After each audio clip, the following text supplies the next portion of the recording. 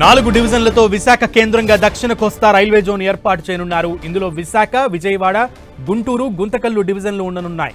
ఈ మేరకు రైల్వే శాఖ ఉత్తర్వులు జారీ చేసింది. దీంతో ఉత్తరాంధ్ర ప్రజల ఆకాంక్ష నెరవేరిందని ఎంపీ శ్రీభరత్ అన్నారు. ఇది కూటమి ప్రభుత్వం మరో విజయమన్నారు. విశాఖ రైల్వే అభివృద్ధిలో చారిత్రాత్మక ముందడుగు అని అభివర్ణించారు.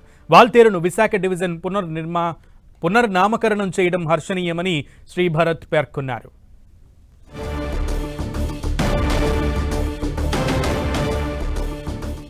విశాఖ రైల్వే జోన్ కు ఎట్టకేలకు గ్రీన్ సిగ్నల్ వచ్చింది. దీనికి సంబంధించి పూర్తి సమాచారం మా ప్రతినిధి జార్జ్ అడిగి తెలుసుకుందాం. జార్జ్, ఎంపీ శ్రీభరత్ హర్షం వ్యక్తం చేసినట్లుగా తెలుస్తోంది. అప్డేట్స్ ఏంటి?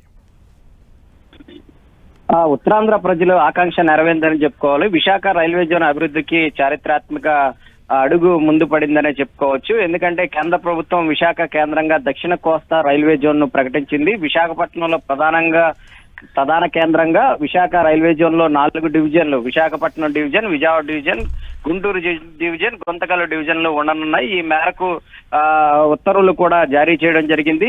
వాల్తేరు రైల్వే డివిజన్ కొనసాగిస్తూ విశాఖపట్నం డివిజన్ గా పేరు మార్చుతూ రైల్వే బోర్డు అధికారికంగా ఉత్తర్వులు జారీ చేసింది. దీని పట్ల ఎంపీ భరత్ సైతం కూడా హర్షం వ్యక్తం చేశారు. ఈ నిర్ణయం ఉత్తరాంధ్ర ప్రజల ఆకాంక్షలు సాకారం చేయడంతో పాటు రైల్వే ఉద్యోగుల్లో సందేహాలను సైతం కూడా తొలగించింది. 132 సంవత్సరాల చరిత్ర కలిగిన వాల్తేరు డివిజన్ కొనసాగిస్తూ వస్తుంది. వాల్తేరు డివిజన్ విశాఖపట్నం డివిజన్ గా ఉండేది.